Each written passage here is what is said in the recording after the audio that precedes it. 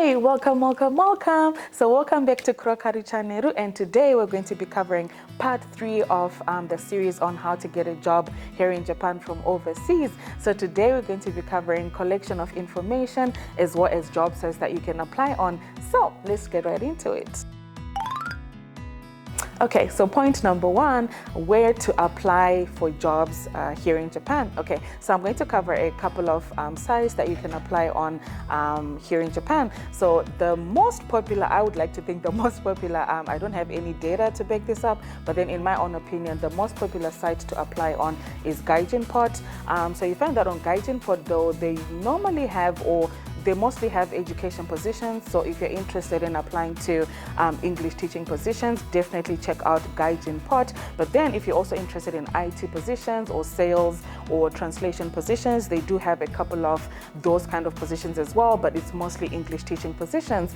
Okay, and then job site number 2 that you can check out is Jobs in Japan. So Jobs in Japan as well, they mostly have education positions, but then I know occasionally they do have other positions outside of teaching positions as well. And then website number 3 that you can check out is Rikonabi. So Rikonabi also has a couple of positions that you can check out as well and apply to. And then website number 4 that you can also check out on the internet is Ninja. So it was my first time to find out about this website, but yeah, definitely check out Ninja as well. They do have a couple of positions.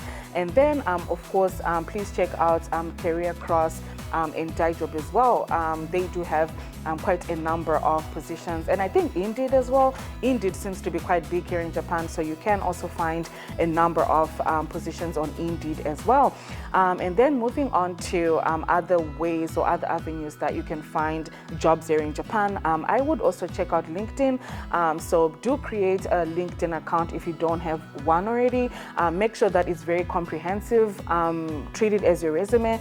Make sure that you have updated information. Make sure you have comprehensive job description, not job description, but work experience descriptions properly, written up on your profile.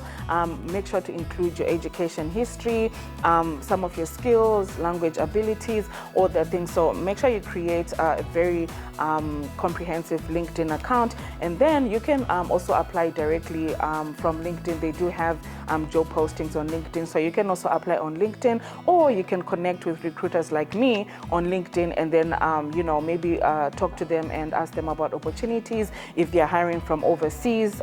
So yeah, create a LinkedIn account and then connect with other recruiters that are working here in Japan.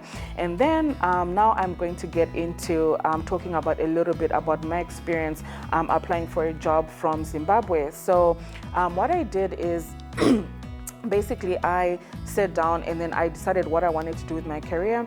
So even though my background was in marketing, or my background is in marketing, I wanted to take a little bit of a detour outside of marketing and get into teaching because I had done a little bit of teaching before and I really enjoyed it. So I wanted to explore that a little bit more as a career, just to see how it goes. And I then started researching on which companies hire here in Japan. So I basically did a Google search of English teaching jobs here in Japan, and that's where I came across Gaijinpot, and I basically started applying to different companies on Gaijinpot, as well as I applied to some companies directly as well through Google search. So that's what I did, and then I did attend a couple of interviews. It was over Skype, and I was asked a couple of questions. Some of the interviews went well, some of the interviews didn't go well because, like I mentioned before, in some of the interviews, I wasn't really prepared. So unfortunately, I was not successful. But after doing more preparation and sharing some of the tips that I've shared with you in the first video, I was able to succeed in securing an English teaching position.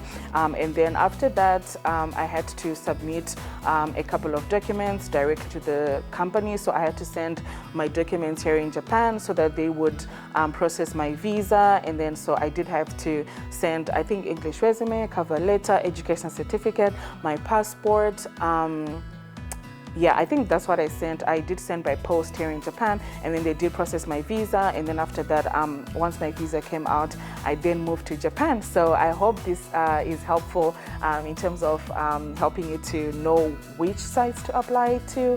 Okay, so this is the end of video number 3, and in video number 4, we're going to be talking about taking interviews, what you need to watch out for, what you need to prepare.